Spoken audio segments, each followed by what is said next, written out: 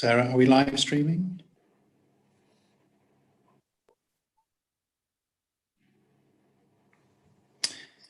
Thank you. Before we formally start the meeting, I'll go to each councillor present in turn to confirm that they can hear and be. This is a legal requirement for virtual meetings. Where practicable, please also have your video switched on so that we can be seen by those in attendance and the public watching. Councillor Chowns, can you hear and see me?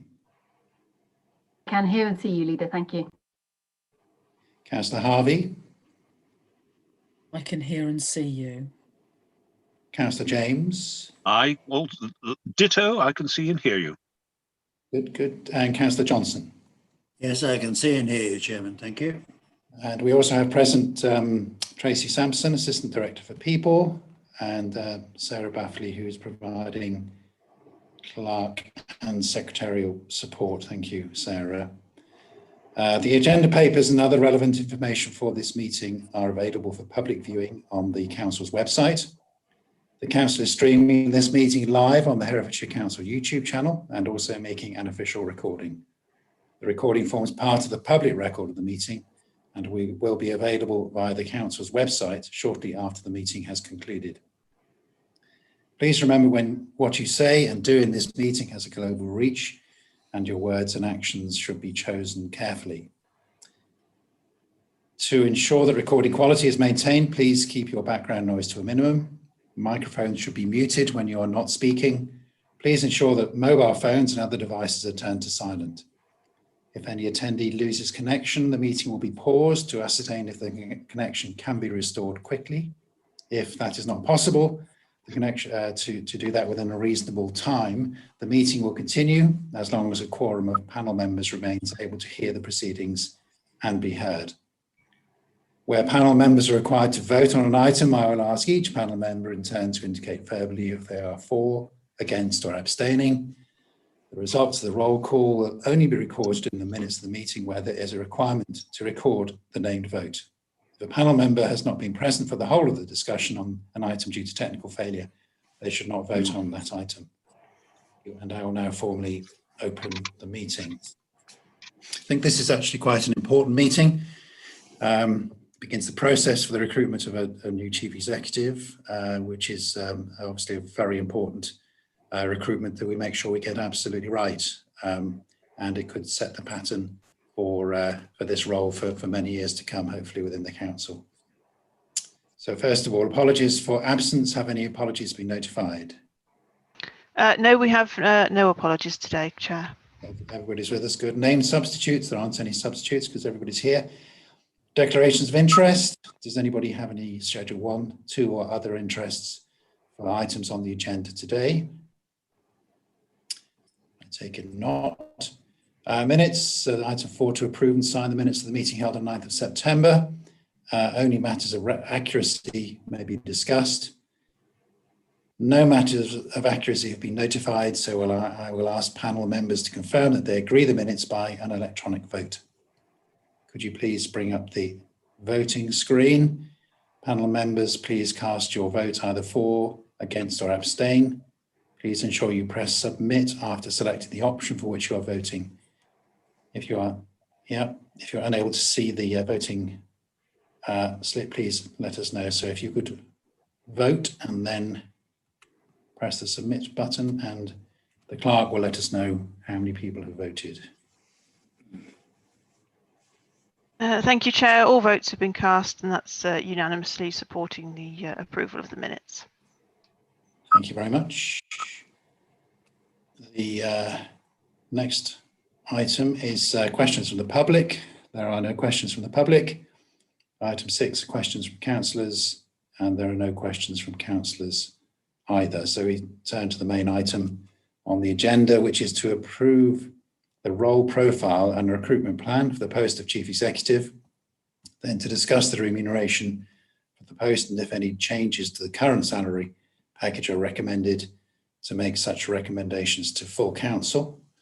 And I will ask the Assistant Director People to introduce the paper. We've then got 4 potential recommendations, which we can either vote on a block or I guess we can vote individually. But over to you, Tracy. Thank you, Chair. As we know, the Chief Executive has announced that he is retiring in the new year, and the report recommends a process for recruiting to the role. The recommendation is that the Chief Executive's post is replaced like for like, but recognising that there are other models, such as rotating the role of Chief Executive between some or all of the directors, or even having no Chief Executive at all, these options are included in the report for the panel to discuss if they wish. A draft timetable is set out for the panel to consider. This timetable is dependent on a number of factors, including the agency's ability to meet those timelines and whether or not employment panel wish to propose any changes to the salary. In terms of salary, we have asked West Midlands employers to undertake a benchmarking exercise for the Chief Exec's salary. The salary was found to be within the lower quartile for the role, but the relative size of the council was also found to be in the lower quartile, and therefore the recommendation from West Midlands employers is that the salary is proportionate for the job. The outcome of that exercise therefore recommended that the current salary is appropriate. However, if panel wish to move the salary out of that lower quartile and change it, the panel can do so, but any changes to the salary must be approved by full council. So it would be a recommendation by this panel to full council. And I mention that in the context of the timeline, because that would have an impact on the timeline. Finally, just to mention that a draft role profile is attached for the panel's comments and approval. I just wanted to highlight that detailed plans of any administration would not be reflected in the Chief Exec's role profile. They would be reflected in the Chief Executive's objectives, which are set annually by the leader in consultation with group leaders each year. So if the role profile seems generic, it is generic and deliberately so. Thank you. Thank you, Tracy. So can I just ask that you mentioned it's a generic job title. So to what extent have you tailored it for the particular needs of Herefordshire? And I'm sure you have and left it like that. I'm sure you've given some thought to the kind of person who would be appropriate. Oh, my apologies.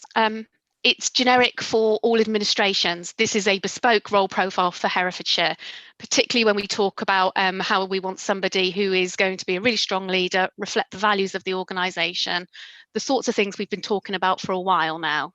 So it is bespoke for us, but it is not bespoke for this administration. Does that make sense? Yes, absolutely.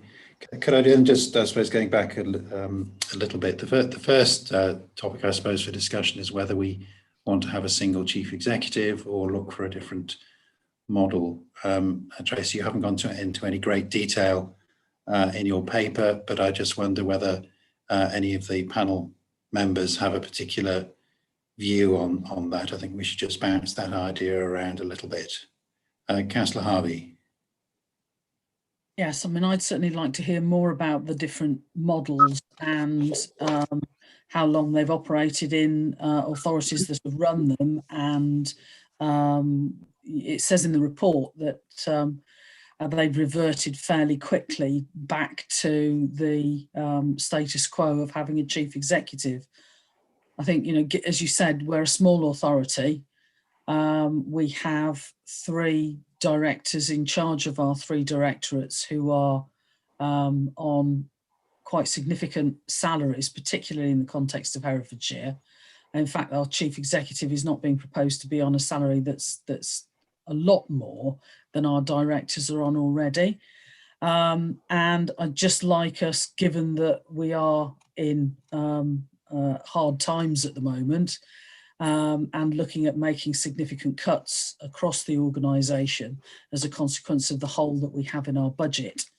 I'd just like to make sure that we properly explore all of the options, and I really do want to understand, you know, what the issues are with running some of these other models. Do any other committee members want to comment on this? Can I? Yes, Councillor James. Yeah, I think the council's bearing in mind the size of the council and the experience of other councils that have tried various other models, we have a relatively lean senior management as far as the directors are concerned, compared to many councils. I can remember South Herefordshire District Council used to have a chief executive and 11 directors on a small district council. So, you know, we've moved a long way from that. The idea that you can have a shared chief executive, one person has to have the overall strategic authority and view of the council. Otherwise, you know, there are all sorts of difficulties that will ensue from that. So I think probably the current model is about as good, bearing in mind that it's a relatively small structure compared to, well, Herefordshire Council and other councils in the past. It's a relatively lean structure.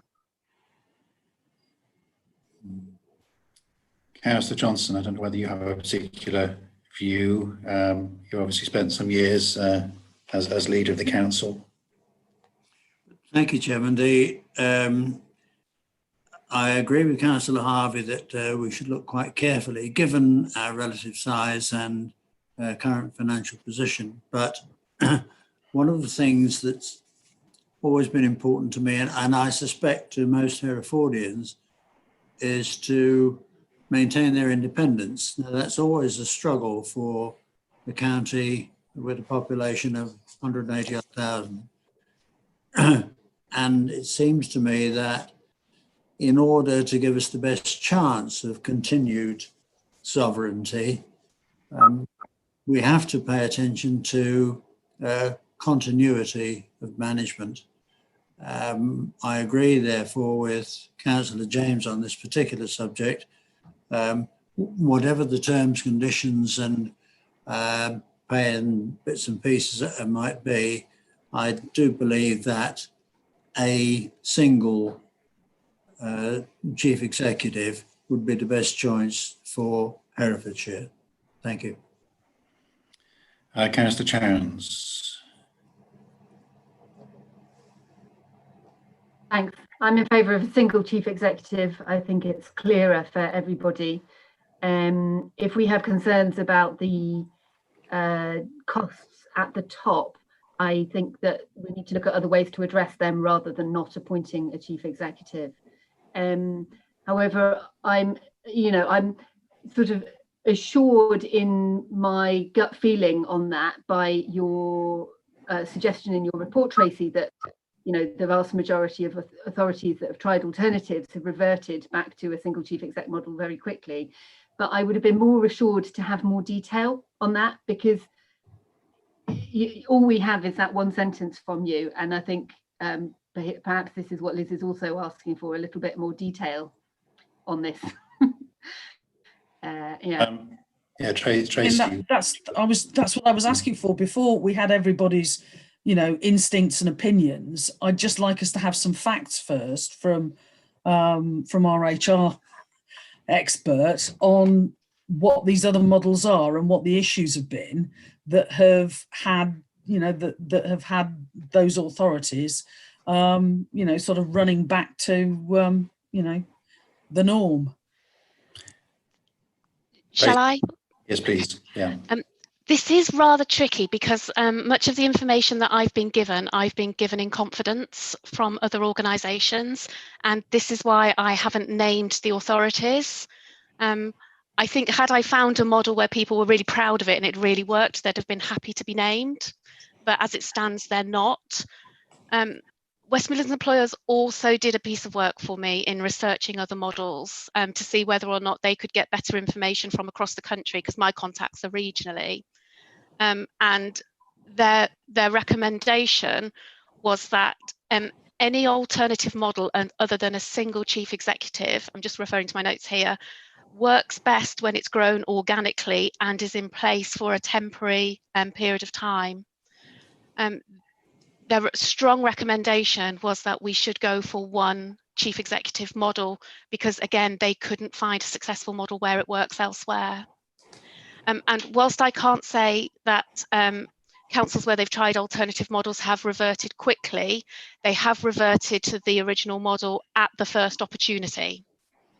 So sometimes, just to be clear about that distinction, so for instance, if an organisation decides to go for a joint chief executive model, they might be stuck with that for some time, but the moment there's an opportunity to change it, they change it. Say, for instance, if one of the partners leaves. Does that make sense? Yeah, does that have any indication as to why it hasn't worked, Tracy? I've got one example I've been given where the model where there was a joint chief executive role with 2 individuals. Again, I can't name it, which I know is blatantly pointless for you, but there was a great working relationship, but when one of the partners left, the dynamic was broken and it just stopped working. So it was wholly dependent on the dynamic between the 2 individuals or the 3 individuals, for instance, if we're going to have a shared role. It's much simpler with a single chief executive. I accept the limitation of the advice I'm giving you because it's completely anonymous. I can see Councillor Harvey's frustration with that. I do apologise. Yeah, I mean, I am really frustrated by it. I mean, I'm not looking for you to name the other authorities, although I'm guessing that because there aren't lots and lots of them, yes, you don't necessarily have to name them in order for people to be able to join the dots. However,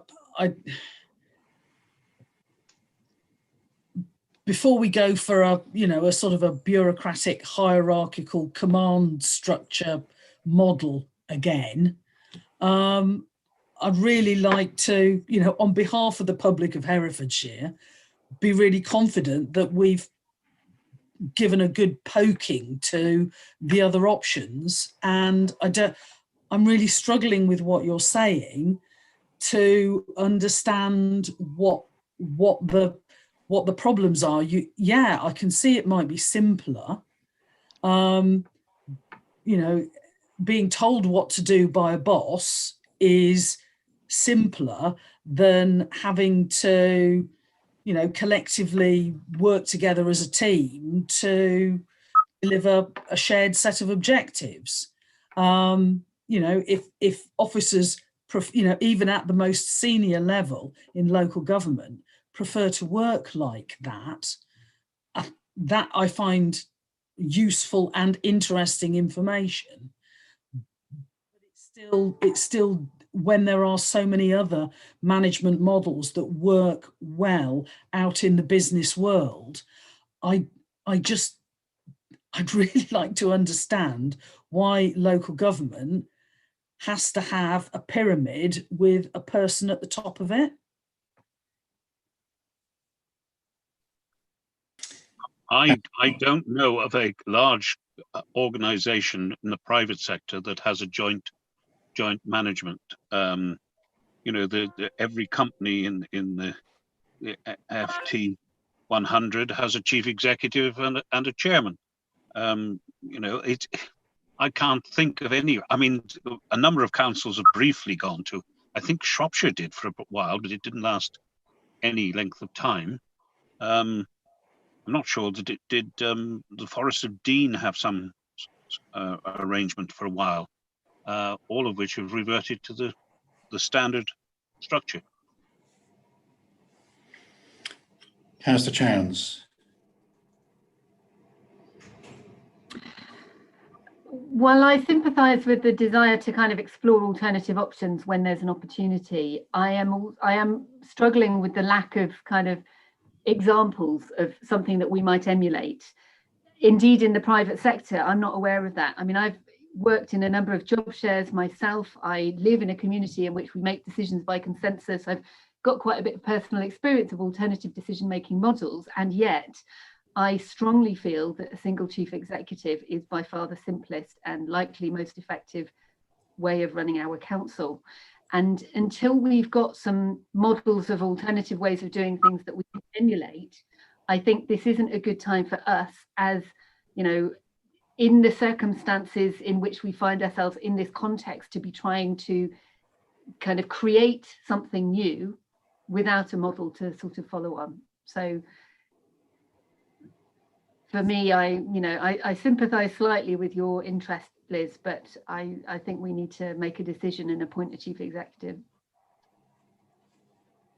I have made inquiries of one authority, this was some time ago, and I know they started off with 3 and then went down to 2 and then went down to 1. And I think it was a personality issue, so which kind of accords with what Tracy is saying. You know, well, while 3 might get on, then 1 falls out, so you end up with 2, and hey presto, you end up just with 1.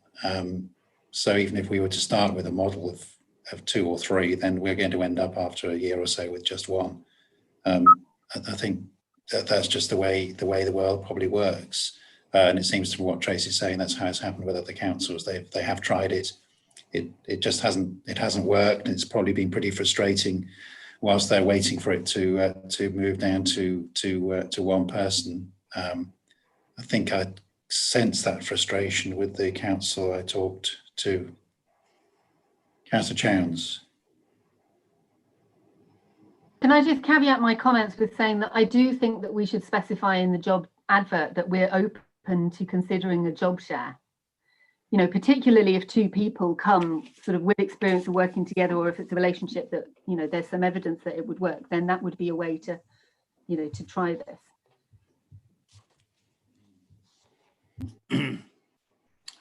Personally, I think having 2 people at the top job sharing I think it would be a nightmare, because they could quite easily play off against each other. I think it would be, I think it would be a nightmare doing that. I appreciate, Eddie, we want to be open-minded, but I think it would be very, very difficult to manage that for someone at the very top. Tracy, I don't know whether you've got a view on that.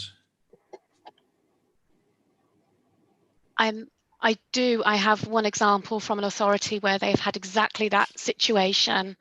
And the anecdotal information I was given is that if people need a decision, they waited for their favourite. So if you needed a decision and you knew that Claire was going to approve it, you waited for Claire to be in. If you knew it was something that Bob would like, you waited for Bob to be in. Made up names, obviously. I think my bottom line is I wasn't able to find a successful model. Councillor Harvey, would you like to ask Councillor Sampson any more questions that might help you in this area? I don't even want to ask Tracy any more questions.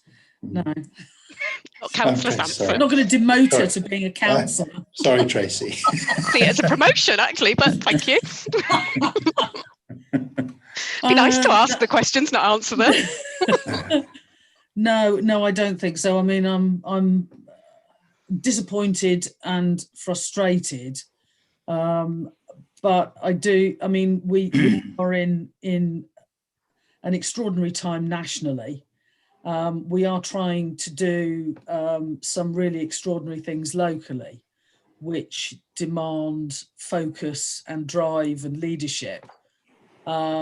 If there aren't any examples that we can have confidence in, that making a decision to do something different here would work for Herefordshire, trying to do too many things differently all at once is a big risk. So, you know, I hear what you're saying. I'm frustrated you can't say more about it.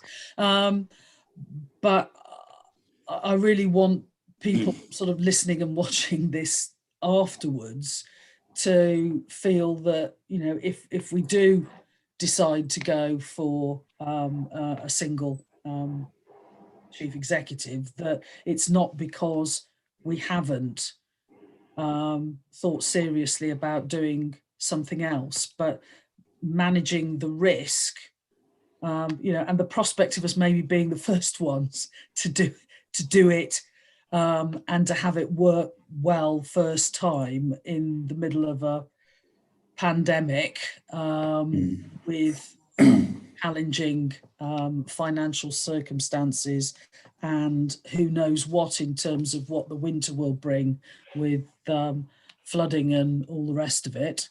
If it's anything like last winter, and let's all hope that it isn't, we do need to temper enthusiasm for saving money and doing things differently with what risk that would bring to us as a council and a county. Thank you, Councillor Harvey. Anybody want to make any final comments before we move on? I think we've agreed a single chief executive. So there's a timetable in the papers. So the first recommendation we've got to consider is the recruitment of the post is initiated in line with the estimated timetable set out in paragraph 5 of the report. So I think if we can have a look at that. Tracy, do you want to talk through that while I try to find it on my system? Okay, so the timetable, I haven't put a lot of detail there. It's a summary, but it shows that we will be quickly entering into selecting an agency and briefing the agency next week, assuming the recommendations are approved by the panel. The candidate search will take place throughout November, and we will carry out the long listing and short listing throughout December. And my plan is for us to be able to carry out the selection process the week commencing the 4th of January. I've highlighted that this is a provisional timetable because I know agencies will hate that. Agencies will not want to go straight into interviewing the first week of January, but I think it's achievable. So I'm going to push hard with our selected agency that we try to stick to that timetable. And then, of course, because this needs to be an appointment of full council, we would then need an extraordinary meeting of full council to approve the recommended candidate from this panel. Okay, so going through that list, Tracy, you've suggested we have an agency. Why are we spending an extraordinary amount of money on an agency when we might potentially be able to do it ourselves? We could do it ourselves. We could place an advert, but what we couldn't do is headhunt a candidate. And I think we are interested in probably not a traditional chief. I don't wish to speak for the panel, but it might not be a traditional chief executive that we want here. It might be that we do want to headhunt somebody with a particular set of values and skills. And if we hire an agency, then they're the people with the Rolodexes from the 80s who are able to have those, they'll have those contacts and they'll be able to make those recommendations for us. Is it partly the case that if you advertise, then the people who respond are people who are on the market and looking, whereas if you have an agency, they find people who aren't looking? Correct. And so actually the market which we can get to is much bigger as a result of using an agency. That's absolutely correct. Does anybody have a view and think that we are wasting our money spending it on agency? I think you need to be very, very careful. I mean, the whole agency business is fraught with, how shall I say, I won't say corruption. To a large extent, the agencies around the country usually have people who've applied to them to find them a job. And I've seen it more than once that an agency has a reciprocal arrangement with another agency. And bearing in mind that many of these applicants who are on the books of these agencies pay substantial sums of money in order for agencies to find them a post or a job. And so I think you need to be very, very careful. We've fallen foul of it once before in Herefordshire Council, where we've been someone has been appointed who should never have been appointed because of that particular situation. Councillor Harvey. Well, I'm afraid I haven't got the organisational memory to join the dots on what Councillor James is saying to understand what's going on between the words. But, you know, from my experience, recruitment agencies are able to get in touch with people that wouldn't necessarily just respond automatically to an advert, even if they saw it. There are all sorts of jobs that people end up doing, including being a counsellor, actually, that they would never have thought of doing unless somebody actually approached them and said, I think you'd be really good at this. So, maybe the kind of person that we need for our chief executive is somebody who doesn't think when they get up in the morning and look themselves in the eye in the mirror, in the shaving mirror, or in the makeup mirror. I think I'd make a really great chief executive. And maybe people who are brought kicking and screaming to the job will actually do a fantastic job for us, because it wasn't their intention to be there. I don't know, but I'm very happy with the idea of going with a recruitment agency. Certainly my experience in research, defence and engineering,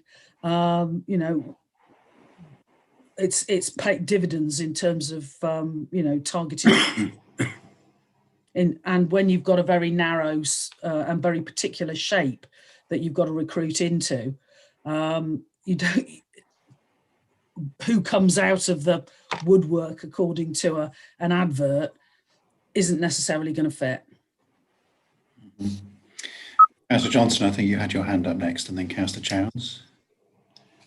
Thank you, Chairman. I agree largely with what Councillor Harvey was just saying, but I'm always reminded that the man you're looking for is very probably the man who's not for you. The person you're looking for is probably the person who's not necessarily looking for you.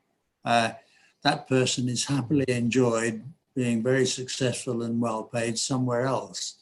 And our choice really is how best to get at that sort of person, or to at least make sure that sort of person is included in the search.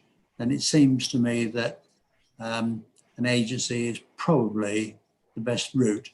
I know there are dangers with it, but if you're looking for somebody who's not necessarily looking for you, an agency is probably the best way to do it. Thank you. Councillor Chowns. I'm very comfortable with the idea of using an agency. I can certainly see the advantages for all the reasons others have previously outlined.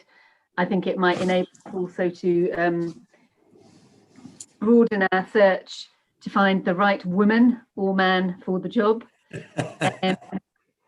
And although it's a significant sum of money, David, I think if we kind of assume that we're looking for somebody who might lead the organisation for the next sort of 10 years or so, then actually it's a very small proportion of what we're going to end up paying that person. So investment at this stage in finding, broadening the pool as widely as possible and finding the right person is well worth money well spent, I think. Thank you. Tracy, I guess you're the one who will be responsible for finding the appropriate headhunter.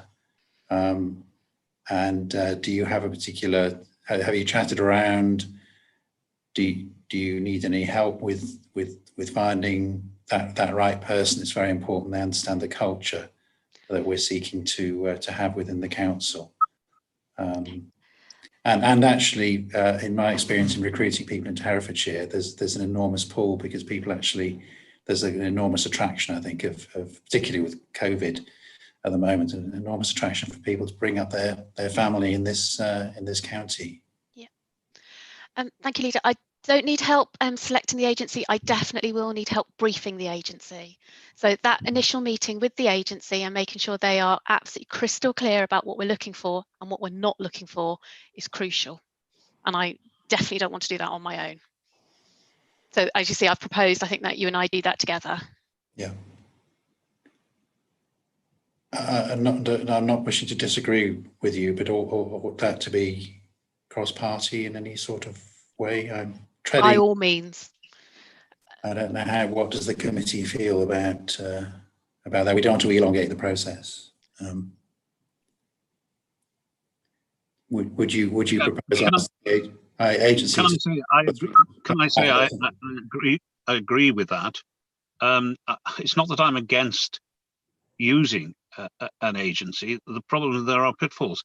In the not too distant past, I've seen a recruitment firm that obviously had insufficient knowledge of the applicants they were presenting to the council.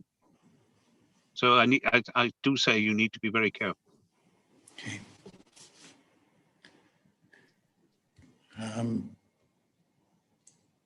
Okay. David, in response to your question about participation in that briefing, I think the options are either that you as the leader together with Tracy brief the agency, or it's a briefing for the employment panel plus Tracy, because we've got good cross-party representation in the employment panel for those of us who are able to make it. Perhaps would there be maybe a list of people who the recruitment consultant should actually speak to in order to produce an agreed brief? Yeah, Tracy, do you want to take that, and then Liz? Do you mind, please? It would be really helpful if we could brief the agency together. If we brief the agency separately, there's a risk that the agency will go away with lots of contradictory views. Yes. So if I could propose, if once I've got a date with the agency, perhaps if I share it with this panel and everybody who can make it, very welcome. I think that would be very helpful. Councillor Harvey. Leader, as far as this process is concerned, I haven't got a problem, and in fact, you know, I'm very happy if you consult as widely as you feel you want to in arriving at what you want to say to the recruitment agency, but just to try and keep things simple and on track time-wise. If you do the consulting and then you and Tracy do the briefing, then that keeps it tight, and you know, you can use your judgment about you know, who you sound out in arriving at a rounded briefing. But you know, to sort of end up briefing by committee, I think I'd really rather not. I agree entirely with Councillor Harvey there, Chairman. You and Tracy should do the briefing. Okay. Thank you for that. Well, that's how it will happen, and I'll involve as appropriate with Tracy. Okay, going then further down the time frame, the long listing. Has anybody got any other questions about that process? There's no detail about the selection process, Tracy. I think from what I gather from last time, there was an opportunity for the group leaders or perhaps wider to be involved at that time. There will be stakeholder panels, I guess, in the interview process. But all that's in the detail, is it? It is, and absolutely, this is a lot of people need to own this appointment. Ultimately, the decision about which candidate you put forward to full council is made by this committee, but a lot of people will want to be involved in this. So, yep, there'll be stakeholders, definitely wider representation from council too.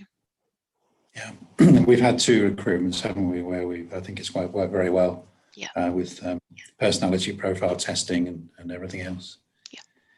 And I know there'll be some disappointment that it's taking until the first week in January to do the interviews. The problem, I think, is as we run up to Christmas, actually getting people to get involved in that is really quite difficult.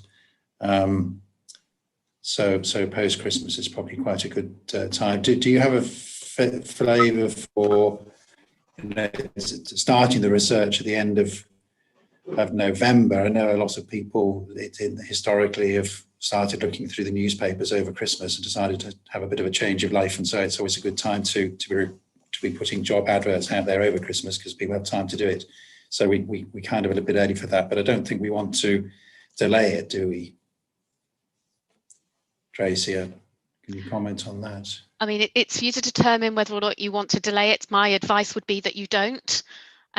I think given the state of the recruitment market at the moment, if I could give an example with Hoople's Chief Operating Officer, we attracted over 170 candidates for that role. So I don't believe we're going to be short on candidates. Yeah, Councillor Harvey.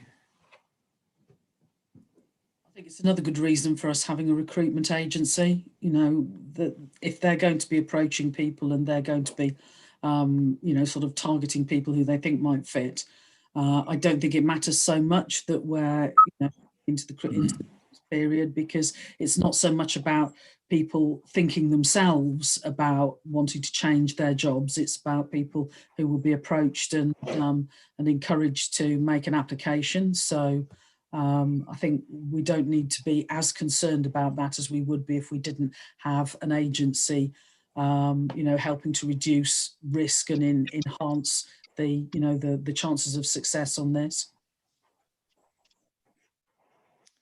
Thank you.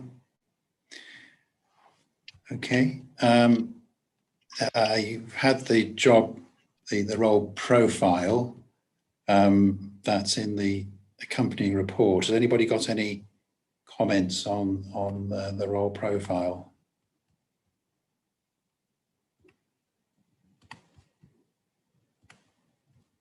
I see none.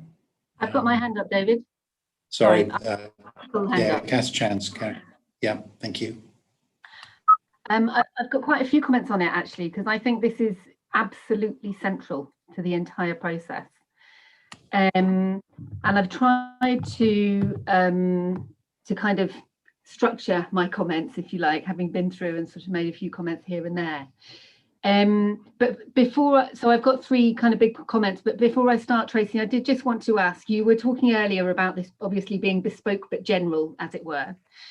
I have actually just had a quick Google to look for job descriptions of chief executives of local authorities, just to sort of get a bit of a comparison. And because I was wondering, is there a sort of, you know, is there a standard template really that could be adapted? Because there are surely a lot of similarities across functions.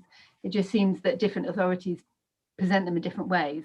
So question number one is kind of, where has this job description come from? On what basis has it been developed? And to what extent is it the same as or different from our previous chief executives? It is the role profile. It's very similar to the role profile from the previous chief recruitment. That was my starting point. And the reason it's in this format is this is the format that we use for all our role profiles in the council. So it's consistent with all our other job descriptions from a certain grade and above. But yeah, it's very, very similar to the one that we previously used. Great. All right. So so I won't comment on the actual formatting, like portrait versus landscape and all of that, no matter how much I might have an opinion on Feel those. free. But well, I would prefer documents just, you know, sort of normal Word document. But anyway, there you go. I did want to, there were a couple of formatting issues. So one was that I have a bit of a bee in my bonnet about things being numbered or lettered so they're easy to refer to, because long bullet pointed lists. And when you're writing an application, you know, how do you refer to bullet point number 73 and, you know, a long page? So if everything, the first list is numbered, the second list isn't, so that would be great. And the second one is that I'm actually personally quite used to recruitment processes in which there is an indication right at the beginning of which elements are going to be assessed through which mechanism.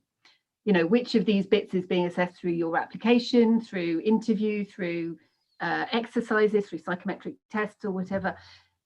I wonder if that is something that we do or might consider doing.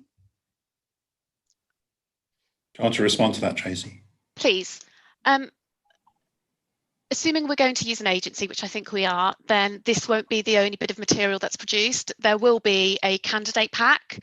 And if I could suggest that we could include that information in the candidate pack, so draw it from this document and then be really clear about how we're going to select our candidate. Would that be okay? Thank you. Yeah. Then so my second point is around the kind of the structure of the role profile and the person specification. So we've got sort of 13 elements in one and 12 in the other or something. And sometimes it's not clear to me that there's a fully kind of logical order or that they're fully grouped. And reading them through, I felt that there were some headings that emerged around kind of democratic management or the sort of political officer interface, around strategic management, the translation of kind of big goals into actual practical plans, around financial management, money issues, around leadership and kind of character and inspiration and so forth, and around partnership building, relations with other people. So those were 5 headings that sort of emerged for me fairly organically from what was there. And I wondered if it might help to organise both the role profile and the person specification in such a way as to bring those out and kind of group the characteristics according to those headings. It's a suggestion, take or leave. Well, you're going to ruin my formatting. Get these on 2 pages was quite a struggle. But yeah, I take your point completely. If the leader's happy with that. So you'll change the, instead of bullet points, you'll put numbers. And the other bit, right, it sounds to be much more complicated, because you're presumably going to be crossing all over the place from one to another, and it's very difficult to do that, I think, within the current structure. I think I understood that to be grouping them together on themes, for instance, which they absolutely aren't at the moment. So if I had a more thematic approach, that might read more logically for other people. Is that correct, Councillor Chowns? Precisely what I'm suggesting. Yeah, group similar items, next to each other, if you like, and use a similar sort of structure for grouping both the role profile and the person specification, so there's a clearer logical read across between them. I think that might also help to identify potential areas of overlap, or things that are more or less emphasized, and perhaps just help to pare it down a little more. Great. Okay. My third sort of set of comments are around sort of more specific things that I picked up on. And I think the most important of these is in the skills, knowledge and experience section, which, and incidentally, I know we've moved on from formatting, but to me, the kind of the role profile and the skills, knowledge and experience are the really important bits. The stuff around council values and council behaviours, for me, that's stuff that goes in a sort of appendix, really, because we specified in the person spec, you need to operate according to these. But actually on this page, we've got much more information about these behaviours and much less space about the specific things that we're looking for in the person that we're specifying, which for a role as important as this, I would suggest is a bit skewed. But anyway, so specifically in the skills, knowledge and experience section, there are a number of places where I just wonder about the language. So for example, it's about point 10, business acumen from creating a commercial environment. There's quite a few places where commercial, cost cutting, those sorts of skills are emphasized, whereas I think that the primary function of this role is around public service. And certainly there's a need to be able to manage finances very effectively. There's a need to be able to drive value for money. There's a need to be able to innovatively identify new sources of funding and access them. But I'm not sure that kind of the emphasis on commercial experience as such is necessarily what we want to be aiming for, because, for example, there might be somebody who comes from the NHS or a third sector, a voluntary sector organisation, who might not think of themselves in that language, but nonetheless has those skills relating to financial management and strategic management. So I'd urge a bit of a reflection on the type of language that's being used on those specific issues, with more of an emphasis on public service, more of an emphasis on value for money. Yeah, I think that would be more in line with our county plan. Thanks. That's an interesting point about someone who's a public servant. I think that is an important element of what we're recruiting for, and I'm not sure it really does have the emphasis that's needed. Anybody else? Any comments perhaps on what Councillor Chowns has said? Councillor Harvey. Thank you. Yes, well, I'd certainly like to support the comments around public service and the importance that we place on that. And I think also although it didn't strike me while I was looking at the document myself, if we are going to have a list of accountabilities, I'd like the first class inspirational leadership sitting at number 13, perhaps to be higher up the list. I'm sure there's no there's no priority implied in the ordering of the list, but again, I wouldn't want to see support to members being the first thing in the list either. So I think from the point of view of just the order in which the ideas are encountered in reading this, I think there is some importance in getting the sequencing of those ideas and those accountabilities right, because they imply a priority. And I think that I'd rather have the inspirational leadership and making sure we have a working environment where our employees can deliver of their best, etc., higher up than number 13. I think I'm not as touchy about the commercial language in the skills, knowledge and experience. I think, a local government needs to be, cognizant of and utilising cutting edge and state of the art ways of doing business, and also working with business. And I think if we want to be credible and have serious conversations with the business community in Herefordshire, particularly at the highest levels, we need to be fielding senior members of staff who are able to have those credible conversations. So I haven't got a problem with that. The emphasis in terms of what the council's business is in that wider jigsaw puzzle, and how we work with and walk alongside other stakeholders in the Herefordshire system of systems is another matter. Clearly, the council is always going to have its primary function being public service, but I want our business community to have confidence in and feel comfortable talking with our senior members of staff, and so there is a language thing there. There is something about that needs to be present in our head of paid service.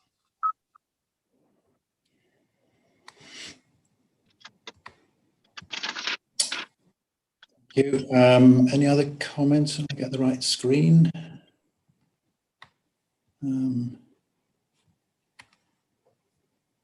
Councillor James, I don't know whether you had any thoughts on that. Other than, it's about, I think the particular person has to have sufficient business skills, and I don't mean that necessarily someone from the private sector, because I've seen that being a disaster many times.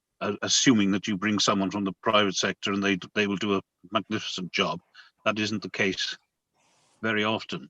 But I do think that it's in the proof of the pudding is in the eating, and making a judgment as to how efficiently and they will manage the affairs of the council is very much up in the air until you appoint. Okay, Tracy, you've got those suggestions. You'll take those on board. Yes, thank you. So that's the next item for discussion. The employment panel endorses the recruitment plan and delegates long listing to the assistant director. I think we would agree that. So lastly, the remuneration package. Sorry, Ellie, were you going back to the previous point? Sort of fits under point 1, but also point 3. Just it's common practice in the circles that I've worked in to particularly encourage underrepresented groups to apply. Do we have a strategy for doing that? Generally for our recruitment as Herefordshire Council and for this role, we certainly have, for example, women are very underrepresented at the top levels of our council, we're all very much aware of equality and diversity issues. What's the plan on that front with this recruitment? Tracy, please. If I may, Councillor Harvey had already flagged that as a key issue. So that's going to be part of the brief to the agency, that we want them to make sure that however they recruit this role, that they fulfil that challenge for us, because that's really important to us. When Councillor Harvey challenged me on how we were going to do it, I didn't have all the answers, so I thought we'd get the agency to help us with that one, because it is so important. Thank you, Tracy. I believe there is a clause in the Employment Act about disability.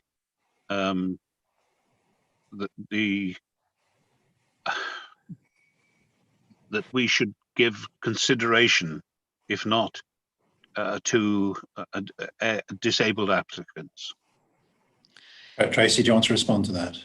Yes, we are a disability confident employer, which means that if we have applicants who fall within the Equality Act, who meet the essential criteria, then we will guarantee them an interview. For me, this is much broader than disability. Yeah. Disability, I think, is well covered. Doesn't mean to say that we do very well in terms of our representation. But I think if we think about, if I'm right, equality in the broadest possible sense here. Yeah, we have to be careful on that, because sometimes that is used as a ploy to get shortlisting. We had one particular applicant who was shortlisted because it was ticked, I think, on his application that he was disabled, and the disability was that he had to wear strong spectacles.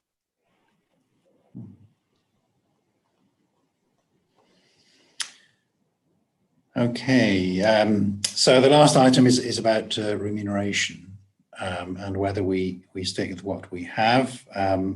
Tracy summed this up by saying we are, according to the figures, we are in the 4th quartile, so the kind of lowest level. There might be an argument to say we want to go higher up there to attract people, because if we stay in the lowest, then it's if we attract any existing chief executives, it's going to be a parallel or downwards move from a salary perspective. So we might be cutting a degree of people out of our selection process by deliberately going for the bottom. My personal view is that I think it's entirely appropriate to stay at the bottom. That's what we can afford as an organisation. We're of that kind of size. And we're not actually trying to get someone who is necessarily going to be motivated highly by the salary package. I'd rather we found people who are committed to the county, our values, and were able to sit alongside the rest of the people in the community in some sort of way. I'm very sceptical of these remuneration committees and the way these tables are put together. Because if everybody's trying to go each time to make sure they're not in the bottom quartile, as night follows day, the average is going to go up without any increase in performance or anything like that. So I have a personal dislike for remuneration committees and the way they are set up in certainly the public sector, and I think in the private sector. I hope that's not going to bite us in the what's it, but that's my own personal view, that we should stick with what we've got. I don't know whether anybody else has any different views. Councillor Johnson, you've got your hand up. Well, you pretty well said everything I was going to say, Leader. I agree entirely. I don't think we should even consider raising the salary at all. If anything, I'd prefer to see it cut. But not just because we haven't got that much money to play with, but for the very reasons that you said.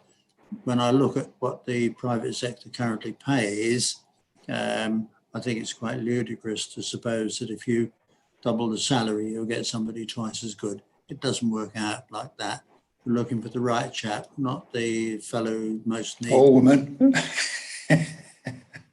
Or woman, I beg your pardon. Absolutely. Thank you. Tracy, do you want to just comment on what I've just said? I think we've had a brief chat about it. I think. What do you? Yeah, I think that I don't think keeping the salary where it is going to affect the quality of candidates we're going to get. I think we'll do quite well, and particularly if we have got open minds for first-time chief executives. Keeping the salary where it is will increase the likelihood that we'll be appointing a first-time chief executive. I think we're perfectly suited to that. Yes, can I totally agree with that? I think, I think you'll get an enormous amount of applicants, bearing in mind where we are in the country, in the current situation nationally. I think we'll get I think we need to be attracting someone who is going to be a first-time chief executive. We need to be careful about that.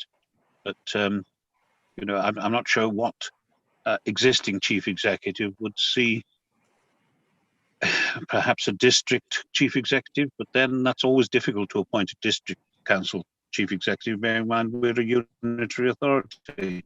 So I would have thought that we should be looking towards possibly, but we may find in the eventually something slightly different, but I would have looked to someone who wishes to be a chief executive for the first time. Is ambitious perhaps to go to bigger things, which may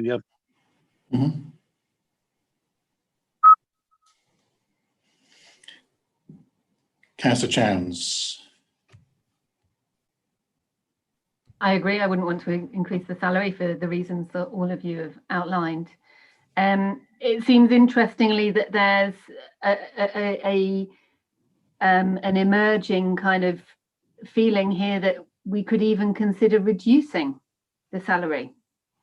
And I would be interested to know from Tracy, or to have as a reminder from you, what are our top to bottom salary ratios? Because this could be an opportunity to increase equality within the organisation from top to bottom.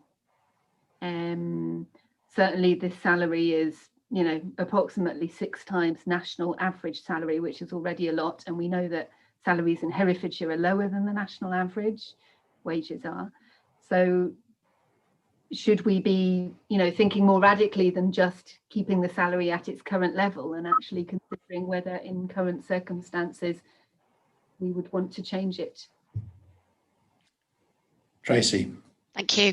Unbelievably, I do have the ratios handy because I have just prepared the pay policy statement for next year. So I've got our ratio, and I've got the ratios of organisations around us, which I just obtained yesterday. So our top to bottom ratio is 1 to 8.68. And compared with the organisations around us, we are the lowest for everyone apart from Powys, which is 1.7.78. Most organisations are running at around 1 to 10 or 1 to 11 even, we've got in Dudley. So in terms of ratios compared with other organisations from bottom paid to top paid, we appear favourably. In terms of the suggestion of decreasing the chief exec's salary, the flag I would raise is that creates a much smaller differential between the directors and the chief executive. And in the pay benchmarking work that I've had done, it has already been flagged to us that differential is quite small. And we would want to maintain a reasonable difference there, I would guess. Councillor Harvey. Yes, I take the pay differential point. I also struggle with the idea of improving equality by suppressing the salary of one person at the top. I'd rather that we were making sure that we were bringing people up from the bottom, because there's a lot more of them down there. And I think some of the stuff that we've done in recent years with the kind of statements that we've made following notices of motion on wage and thing has sort of set dialogue going, hopefully in the county, about those sorts of commitments that we'd be wanting to see other employers making. I certainly don't want to pay any more if we are, as Councillor Hitchener has said, you know, in the bottom quartile, then let's do our bit to kind of keep the quartiles pinned where they are by staying in the bottom quartile. I like the idea of perhaps the role being attractive to a first-time chief exec. I shall be interested to see who we come up with. I'm happy to go with the guidance that we've received and the benchmarking work that's been undertaken in terms of recommending that we keep it where it is.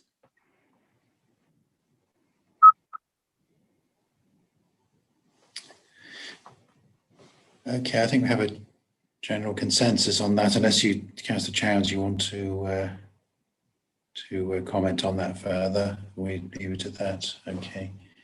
Are there any more questions from anybody on the panel? I think we have pretty much consensus, so I'll deal with the recommendations in one chunk, if that's okay. So we'll have all four together. So the first recommendation is that recruitment for the post of the Chief Executive is initiated in line with the estimated time scale set out in paragraph 5. B, the employment panel approve the role profile in Appendix A. C, the employment panel endorses the recruitment plan and delegates long listing to the Assistant Director. And D, the employment panel, having considered the remuneration for the post of Chief Executive, does not wish to make any changes to the salary package. So I will now ask the panel members to vote on the recommendations. Please confirm the number of voting members and bring up the voting screen. Thank you. If I can just query, Chair, did you want to include with recommendation B that authority be delegated to the Assistant Director to finalise the presentation of the role profile in line with the comments that have been made by the panel? Oh yes, please. Thank you. Thank you, Sarah. Yeah. And so, that to be in consultation with yourself. Yeah, so it approves the role profile as amended following consultation. Thank you for that. Okay. You're amending the recommendation on the screen, I guess.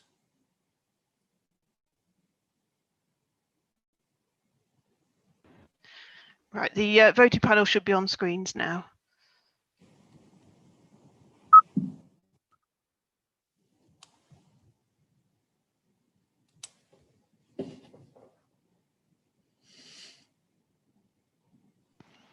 All votes have been cast, and that's unanimously in favour of those recommendations, Chair. Right, thank you very much. Tracy, the next meeting is likely to be required when, do you think? Do we have a meeting about another recruitment? We do, don't we?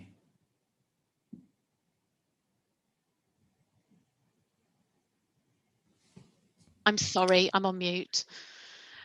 We've got another meeting scheduled for the 18th of November where we'll deal with other matters. In terms of meeting as a panel, I think when we meet to do the shortlisting, that doesn't take place within a formal meeting, but we will all meet together.